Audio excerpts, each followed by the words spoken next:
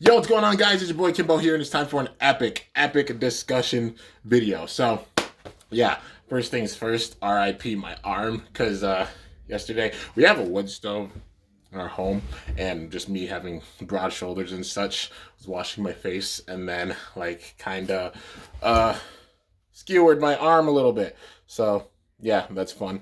But yeah, it's all good. I mean, I'm honestly about to go and work and such at the time of filming this anyway, so yeah. Also been setting up stuff in here. You can see like more stuff hanging with the studio, setting up the studio more. Uh but yeah, dude.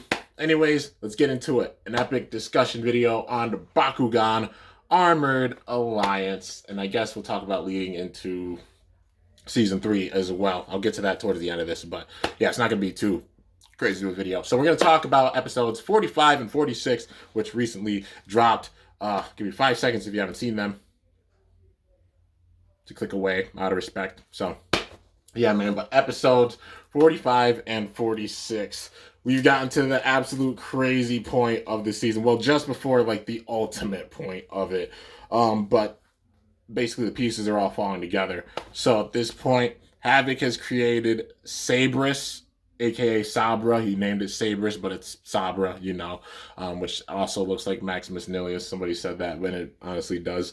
But it has the power of 5 factions, that being Pyrus, Ventus, Aquas, Chaos, and Darkus. And the Awesome Brawlers all tried to take it on with their fusion Bakugan, including Pharaoh, X Gillator, Drago Auxiliator, Trox, Cyrus, let's see, Hydrus, Batrix, like all of their fusion Bakugan except Leah, because Pegatrix couldn't merge with Gillator because Pharaoh did, and Leah's left out of the fray, but mainly because, she has a Goreen, and also there's Trino and such, but they're on the maze at the time of this.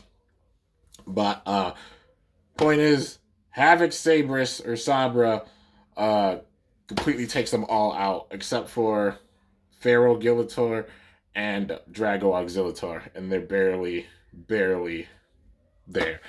And then he's about to end it. He's like, that's the end. Havoc just being like, yeah, I win. You're done. And about to deliver the finishing blow, Leah's about to go in and be like, I'm going to take care of it. Shun's like, no, Leah, don't. And then a golden Bakugan shows up. And then it rises up out of the maze, dude. A golden Bakugan, so that's mainly where the golden Bakugan are. It seems like that's the big theme. Like, a lot of the golden Bakugan, besides, obviously, Ajits, like Pharaoh, Auxiliator, those two. As being like the main connection with them is in the maze. They probably spend a lot of their time in the maze itself. And a golden Bakugan rises out of the ground from the maze. This Bakugan is called Guerilla. That's its name, Guerilla. People are putting it even in like at least the episode I saw. I saw the episode here on YouTube, so you're wondering, like, yeah. But yeah, dude. It's crazy. It just has such a cool design and definitely resembles a lot. Like, it looks a lot like Leonidas. Somebody did say that. Kind of does, but it is different. Leonidas and it seem like they might be from like kind of the same family, but like, different designs and such. Maybe long lost cousins, whatever. But Gorillion's a beast. It shows up and literally just holds its hand out and sends Sabris flying, and then Sabris is done. And Havoc's like, this guy's incredible, and catches Sabris and says, Sabris has played enough today. And then says bye, and then he looks at the Awesome Brawlers. This segues into the next episode. So now, 45, we get the backstory of Guerilla. So Guerilla is an ancient Bakugan. He explains that he's an ancient Bakugan way in the distant past, when Bakugan were first coming from Vestroia to like Earth. They were trying to claim different areas and such of Earth, like, oh, this area is for Chaos faction or Ventus faction, etc., etc. And then there was actually a meteorite that was crashing down. A meteorite crashed down. It was about to, and then the Arliss Bakugan, they mainly sat back, but then Guerilla took the charge and was like, we need to take out this meteor. So they put all their power together, and then he had the Infinity Armor. This is a new thing, the Infinity Armor. Guerilla was merged with the Infinity Armor, hence the Guerilla Infinity. That's the one that we saw coming out of the maze. And it looks really cool. And Spin Master, please make Guerilla into a figure if you're gonna have it. Like, I get that's gonna be like the lead into Drago Infinity, but like Guerilla definitely deserves a figure too. You know, don't add it to that long list of awesome figures or characters you have in the show that you don't make figures for. You know, at least Apollyon, we got some kind of, you know, homage to it. And I mean, we kind of got it because Cloudor Apollyon, that figure. But for real, like Artulian, Tico, the main ones being Artulian, Tico, also Leonidas because the video game, like, come on. And now Guerilla. Like, definitely got to make them. Even if you make it into a set, I don't know if Spin Master's watching this directly, but if so, even if you make it into a set, like how you did the Hydronoid Evolution set, I'm sure everybody knows that set. It's a really rare set. It's the only way you can get a single-headed Hydronoid. There's one in Pyrus. There's one in Darkest. Even if they do something like that, man, I would love that. Put like Artulian in it. Put Artulian, put a figure for Tico, put a figure for Leonidas, put a figure for Guerilla.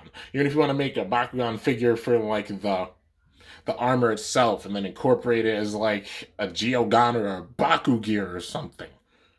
Would love that for sure. But yeah, or even like Guerilla, you have to show up and then flip it to the other side in Guerilla Infinity and have stats for it, you know? And then same thing for Dragon. This is how we can get a Drago Infinity figure. Maybe, you know, like actual ball. If they have like Drago and Infinity gear be a thing and then flip it over, it's just like a fusion. You pay the cost, you can get it. That would be amazing. But definitely put them as actual figures, please. But anyways, getting back into the story, they all were claiming, you know, well, the meteorite. Yeah, there we go, the meteorite. I know I'm jumbling around a lot, but there's a lot to talk about, even with these 2 episodes, because they threw a lot of info at us, at least with this episode. But then they all joined their power together, that being Guerilla with Guerilla Infinity, well, you know, Guerilla Infinity, having the armor and such with it, and all the Bakugan, they defeat the meteor. But because of that, their power started to weaken a bit, and also, as the Earth continued to evolve, the Bakugan couldn't evolve with it. So they all kind of went into deep hibernation. They started falling off, and then they went into deep hibernation. That's why we have some of these ancient Bakugan, like, say, Rampari and Gillator. They even say that they specified that Hydronoid, Hydronoid and Apollyon, they were both ancient Bakugan, actually, and they awoken because of just, you know, the spirits of the brawlers and such that are connected with them. That includes, honestly, Philomena, that includes Benton, you know, and that's honestly a really cool thing that they finally put that out there, because that might be a little detail we forgot about, like, where did these ancient Bakugan come from, why are they sleeping, etc. They just answered it. They're sticking with that theme of explaining the story and keeping that mystery throughout the entire story, and then finally explaining it. And they did that with the first season when it came with Tico. Now they're explaining it now with the ancient Bakugan that were slumbering, and they started awakening. And then it was recently that Infinity awakened, and that was because of Dan and Drago's resonance, honestly, like their power and their bond, that allowed him, that being Guerilla, as well as the Infinity Gear, to both awaken, you know.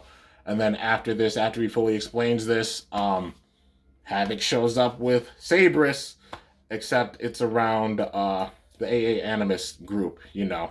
They're off doing training, and then Havoc's just going where the wind blows and where the wind takes him. And then he lands there, and then he ends up just whooping all of them with Sabra, because at this point, who's going to be Sabra or Sabris, you know? Besides, like, honestly, the awesome brawlers.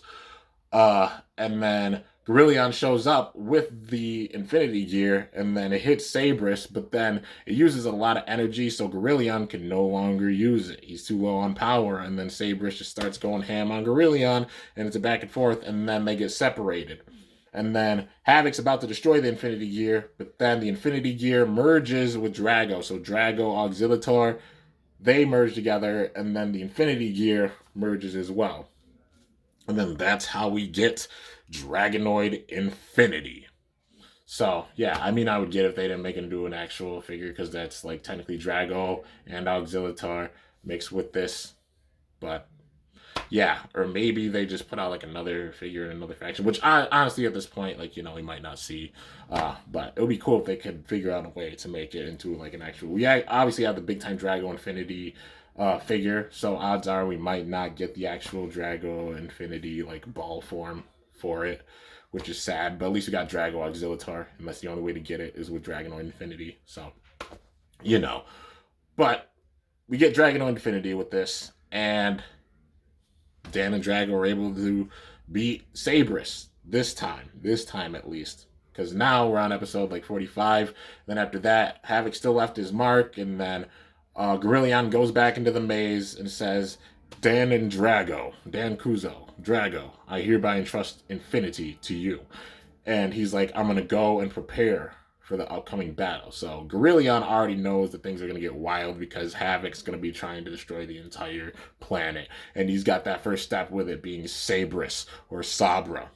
We've seen the figure in real life. We know how this road's going to go at this point. So before I get into that, we're going to get into the next episode. So the next episode, being kind of filler episodes. Some people might not like filler episodes, but I personally do, as long as they like expand like the plot and such. But it's Storm versus Magnus.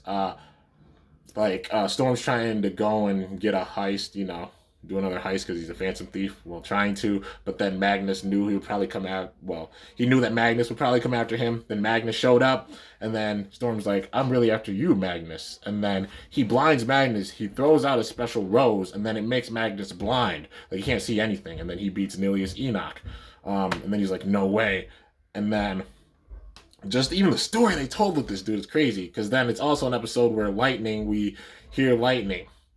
Some of the episodes where Lightning's by himself, and then we hear him talk with the Bakugan and such. We got that with this episode, but then he runs into Magnus, and then he basically played the role of a seeing eye dog. So Magnus couldn't see anything. First, he had to make him understand, so he went and got a kid, and then the kid translated for the Bakugan, which is Phaedrus, and then the kid told Magnus to tell him what happened, and then he said how he got blinded by Storm. And then Lightning said he would help him, and considering like he saved Dan. You saved Dan. It's the least I could do. And it shows like he's good. Magnus is definitely still a tweener, but he's more on the side of good. It's a given. And then we get another battle between Storm and Magnus. And Magnus relies on mainly his senses and such. Also Lightning helping a little bit, but then Storm put Lightning to sleep. But then Nilius and Enoch led Magnus to like the core and helped him win. Because Magnus wasn't thinking he'd ever get a bond, because now that he doesn't have like the actual device or anything, he can never get a bond with his Bakugan. He was sad about that. But after 1.5 seasons, almost 2 seasons, Magnus has a full connection with Nilius and Enoch to where he can actually hear them without a device. So maybe that leads to the future. Magnus coming back with Nilius, but not needing a device, just like how the Awesome Brawlers don't need devices or anything. Having a true bond with his Bakugan, leading the segue to Magnus coming back the next season for sure. So that being the first episode, and then he left a hot dog for Lightning as well to thank him. But then we got the second episode, and it's focusing on Emily. So his sister Emily, she finds a new Bakugan. First of all, she has a pink Webum, which that looks really cool. Definitely would want to get a custom of it. But she finds another Bakugan, which is also pink. It's a Centipod. And they both argue and such big time. And then when they're doing a double battle against Dan, they had no chance because they kept fighting and such and arguing. And then Dan decided, let's do this plan. So Drago and Gilitor pretend fight. And then that way Centipod and Webum see that. And they're like, wow, why are we fighting like that? We should fight together or such, Or this is my chance to get them. And then Emily's like, no. You gotta fight together, and then they start fighting together, and they actually beat Drago and Gilitor. Because then the fake fighting actually turned into real fighting, and they started arguing and stuff in the middle of the battle. It's like, this is my plan. Your plan? No, it's my plan. You're full of crap. No, it's not. It's my plan. Just that whole argument, and then Emily beats them. So, shows Emily's getting a bit stronger and has that bond even, having that bond with Webum, but then getting it with Centipod as well. Centipod actually speaking big time. So we got that with this episode. So a little bit of filler and such, But I personally like the filler episodes, so it's not always a serious tone. There's some like warm-hearted, fun moments as long as it progresses the story in some way. So yeah, definite setup for these last episodes. I mean, we got 47 onwards, like 47, 8, 9, 51, and 2. So 6 episodes left. Definitely going to be the build where Havoc's looking for the missing piece, that being Sabra mixing with Pyravian. So getting a golden Bakugan, probably going to find Pyravian, probably face Pyravian, and take Pyravian under his control. And then the other golden Bakugan, the Great Council, is going to affect them. Which I hope that means we get Tico back, dang it. Because... yeah, Trino's awakened. Tico's the one that hasn't awakened yet, and I hope we see Tico with this, man. Please, Spin Master, also make him do a figure. Like, come on. But then the ultimate setup being Sabra Pyravian, or Sabris mixed with Pyravian, and then all 6 factions, Havoc's gonna have control of them, and then he's gonna fully just try to take out the entire planet. Because now he's taking out different places on Earth, just playing around. But then when he gets that power of Pyravian, that Arliss power that he needs, that's going to be the thing that triggers it. And then he's going to start to go for it all. And then probably it's going to lead to the Awesome Brawlers honestly all losing to Sabra Pyravian. Even Dan getting pushed, G getting pushed big time. And then we're going to get Drago Infinity. And then probably Drago Infinity stepping in and being the one that fully takes out Sabra Pyravian, along with the help of the other awesome brawlers, and the Fusion Bakugan. Probably all fighting together, really similar to how the first season ended, and then that's the end of Havoc. What'll happen to him, that'll be like determined when it obviously airs. But yeah, definitely see it going down this road. The build-up's been for this, and we're at that point. Then leading into Geogon Rising, man. So yeah, season 3. I'm really hyped for Geogon Rising. More characters, all the awesome brawlers coming back. Except some of them aren't going to have the same Bakugan, which I know is going to make a lot of people sad. They're making place for more Bakugan. Basically, the only ones that are confirmed to be returning, at least for the Awesome Brawlers, are Drago. And honestly, like, Magnus may be sliding in and being a part of it too. Nilius. Drago and Nilius. That's about it. A lot of new Bakugan with this, and I know some people will be really sad or triggered or such about it. It makes those first 2 seasons that much more special, and they still had, like, some of the other Bakugan in there. Like, Artulian's still there, Phaedrus, some of these other Bakugan that we saw in the first season still being with the Awesome Brawlers throughout season 2. Can't forget about that. So they tie in those Bakugan and still have them at least make cameos and appear on the regular. That'll honestly be really cool. But obviously space for the other Bakugan as well. So, yeah, dude. I'm really excited to see how Geogon Rising is going to go. And I absolutely loved how it's gone for Armored Alliance. So, yeah, man, but anyways, that is it for this epic discussion video, you guys. Definitely let me know what you guys think in the comments. I'm big time hyped for season 3. I had to sneeze. Season 2 has been honestly really, really awesome. The main thing, obviously, just being like, LGS support and cards, but we've heard that a lot, and hopefully that's going to get fixed soon. So, yeah, man. Anyways, hope y'all enjoyed. If you did, be sure to slice that like button down below. Let me know how I did. If you're new to my channel, definitely be sure to subscribe for some epic content because I upload daily. And if you haven't already, be sure to ring that bell by my channel name to be notified when I upload a video. So yeah, guys, till next time, it's your boy Kimbo signing off. See you guys later. Thanks so much for watching. Till then, stay awesome. And Bakugan Brawl! I'm up out of here.